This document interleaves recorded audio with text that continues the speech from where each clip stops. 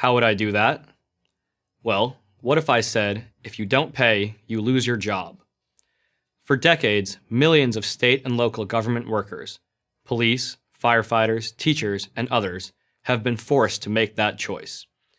And who forces them? Public sector unions. That is, unions who represent public sector employees. How? It's pretty straightforward. First, they demand employees pay hundreds of dollars in union dues as a condition of employment, meaning if they don't pay, they get fired. Next, they use that money to support and elect union-friendly politicians. Then, they negotiate contracts with those same politicians, kinda like negotiating with yourself. It's a sweet deal, unless you're a worker who doesn't agree with those union-friendly politicians, or the taxpayer who has to foot the bill for those union contracts. This game plan is not a secret. Here's what the American Federation of State, County, and Municipal Employees say on their website. We elect our bosses, so we've got to elect politicians who support us and hold those politicians accountable. These perverse incentives might help explain why, for most of American history, pretty much no one thought that unionizing government workers was a good idea. This includes liberal icon President Franklin Roosevelt.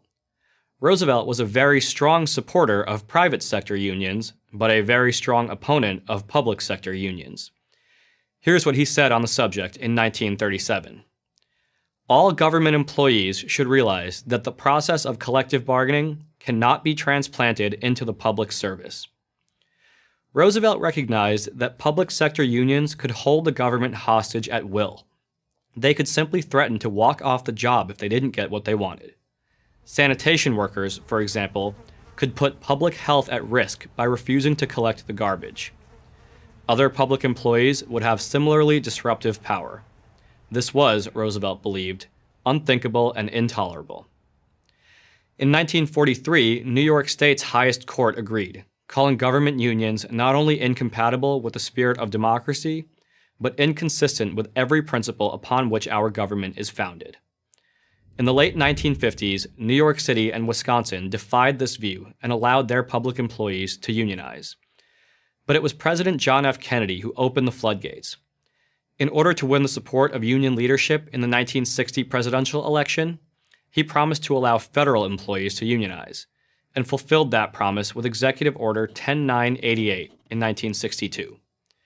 It was a shrewd political move, but a bad deal for the country, and its consequences are still being felt today, as public sector unionization spread rapidly in the decades that followed. Today, unions wield tremendous power in government.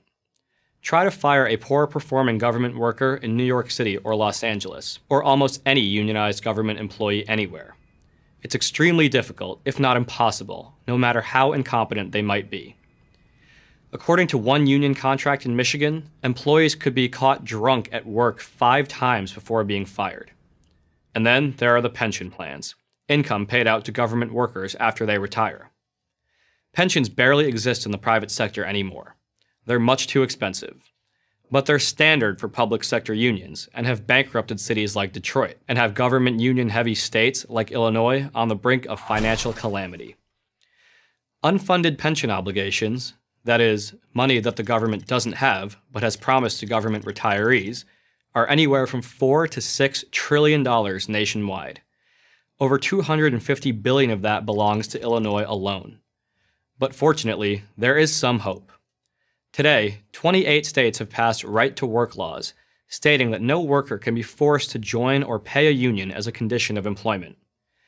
When joining and paying the union becomes voluntary, the same thing invariably happens. Workers leave in droves. And thus, the union's ability to manipulate the system declines sharply.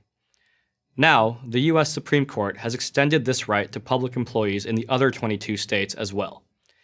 In Janus versus the American Federation of State, County, and Municipal Employees, the court ruled that public employees cannot be compelled to pay union dues against their will.